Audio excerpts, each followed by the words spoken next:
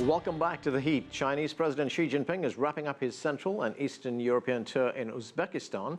The Shanghai Cooperation Organization opens its annual summit Thursday in Tashkent.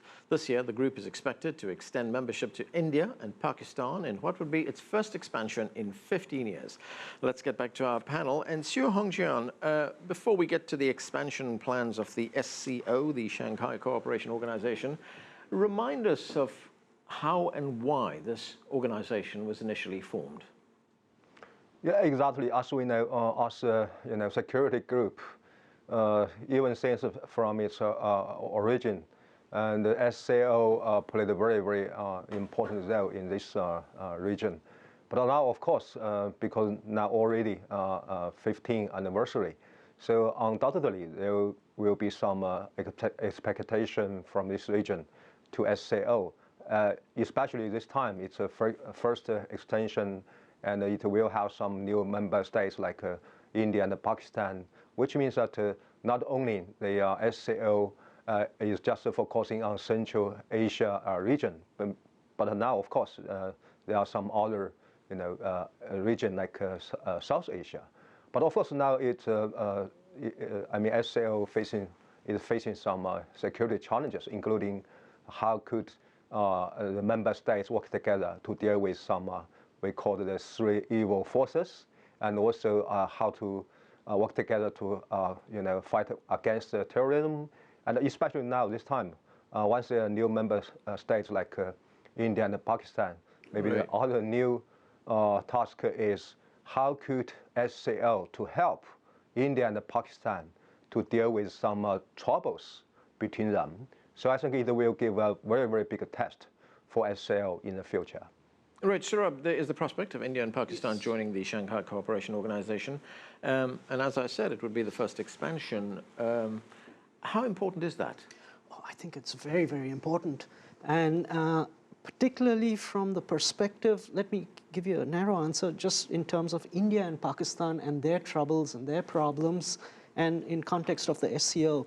The SCO is not going to provide as such a platform or a forum formally to solve these issues, but it is an incredibly good opportunity for the Indian Prime Minister and the Pakistani Prime Minister to meet up definitely and repeatedly every year at SCO and have private conversations. The few times last 10 years when there has been some hope, it's been a difficult decade in terms of India, Pakistan, there have been terrorist attacks, etc., etc. The one time there has been a little bit of hope is when there have been private dialogues on the sidelines of these meetings, these bilaterals are of immense value. It's one-on-one without delegations, and I think from that perspective, it can be very, very helpful. And of course, larger issues which will also be discussed, like Afghanistan, et cetera, especially with the US drawdown and all out there. And both India and Pakistan have varying degrees of interest in Afghanistan, but they do. So if there can be some degree of harmonization of their strategies vis-a-vis Afghanistan so that these don't spill over into India-Pakistan relations. And SCO provides all these, the platform where this sort of bilateral dialogues can happen on the sidelines, so it's very important. Right. Mir, looking at one of the other roles of the SCO, how does the organization help its member states to counter a common threat that Xu Hongjian was talking about just now, the common threat of terrorism, radicalism, and potential instability in the region? Well, one of the main goals SCO is providing stability and increasing military and security partnership between the member countries.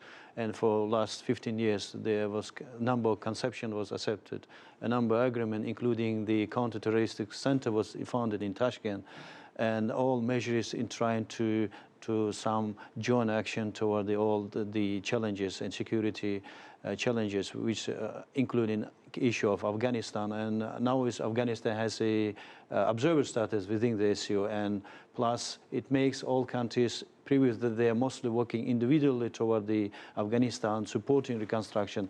Actually, all the SCO members are participating in reconstruction in Afghanistan. And now there will be more platform for joint activity to supporting the reconstruction and stability supporting within the Afghanistan, which is, of course, very important. But here, not only important the increasing of India-Pakistan relation, but also between the Afghanistan and Pakistan, too. So in this regards, of course, extending partnership will be very useful. And plus, all these communication projects, some of them will through the Afghanistan, will connect it Central Asia and South Asia. Of course, definitely make positive impact on the stabilization of Afghanistan and all member countries, too.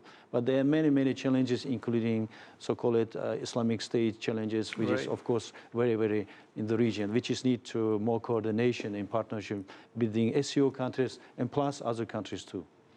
Alex, there has been some criticism of the SCO from some quarters, and that criticism concerns the fact that it is struggling to become a stronger entity and that it lacks coherence. Do you think these criticisms are valid?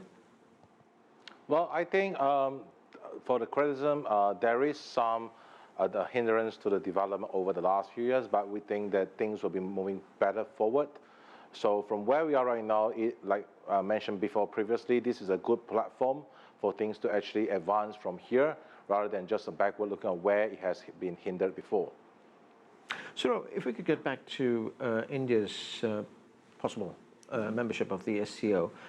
Here we have a country which has got a very high GDP growth. It's about the highest in the world among developing countries, 7.5%. But the one thing India doesn't have is energy. It needs to import a lot of its energy.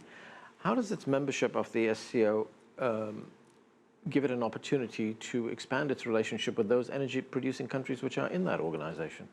There is a possibility, but I would say the possibility is somewhat more remote. India, Pakistan, Turkmenistan, and Afghanistan have been in conversations with regard to a pipeline which will go all the way through these countries and end up in India and pipe gas to India. Obviously, this requires a great deal of stabilization along the way, particularly in Afghanistan. Separate from India, Pakistan also is an energy-starved country, and it's got a huge population, and it has had some arrangements with regard to hydroelectric power from Kyrgyzstan, and which will again pass along the grid and will come to Pakistan. So there is scope for energy cooperation, but I would hesitate to say that this is something which will take off in a big way. We first need we need greater political stabilization in this area, and perhaps down the line, this should be something which the party should aspire for. I mean, China gets a lot of its oil, a fair share of its oil and gas from Central Asia, aside from Russia, and India has aspired to that also. But there are, at this point of time, still geopolitical difficulties with accessing it. Okay, Xu Hongjian, when we look at the possible accession of India and Pakistan to the SCO, will it in any way change the nature of the organization? Because we know that China had been opposed to India's membership for a very long time. I don't think it's just from Chinese side to, to be hesitant about this, application of membership from India, because as we know, the so-called principle of SCO is a kind of, consultation or discussing equity. So I don't think it's just from China's side. And also, of course, certainly, just like I mentioned, that once there is a first extension and some new member states, I think it will take some time for all of the member states to get along with each other, to know something about how is the mindset, how is the strategy, how is the concern from each side. But of course, I do believe that once SCO insists it's called a separate of SCO, or kind of a Shanghai consensus. Certainly, there will be I think, a good development for this organization. Of course, at the same time, there are more and more challenges ahead. Mir, I just want to get back to a point you raised a moment ago, and that is the continuing violence in Afghanistan, the threat of terrorism that comes from there as well. How does a group like the SCO jointly deal with this threat? Well, this is a very global issue, and for Central Asia is particularly very important. We have an Uzbek language proverb which says, "Your neighbor stable, you are stable." So Afghanistan, in all Central Asia countries, particularly Uzbekistan, preserve very friendly relation to Afghanistan, trying to support stabilization and reconstruction. Of course, there are a number of projects how can be done, but the first of need, of course, political stabilization in Afghanistan. Right. In all member, actually, it will be surrounded already by SCO countries, and also SCO countries is supporting, and they will be also extending to support the Afghanistan or reconstruction and supporting its military capabilities. But for probably it will be a long process stabilization in Afghanistan. First, it needs stabilization, political stabilization. Second, a more slowly development, economic and infrastructure development, because the region was interconnected, which is make the economic life more better. And of course, the need should be clear strategy toward Afghanistan, and let's allows the Afghani people to create their own society, their own country. And all other countries just can support by different ways. This is the best way, I think. The peaceful, the transformation of Afghanistan toward the more peaceful society. Alex, very quickly, we've just got a few seconds left. With the withdrawal of US and NATO forces from Afghanistan, do you see a bigger role for the SCO in that country? Yes, of course. We believe that it is pretty obvious that we think that in future the SCO will play a much bigger role in not just Afghanistan, but also in the Central Asia region.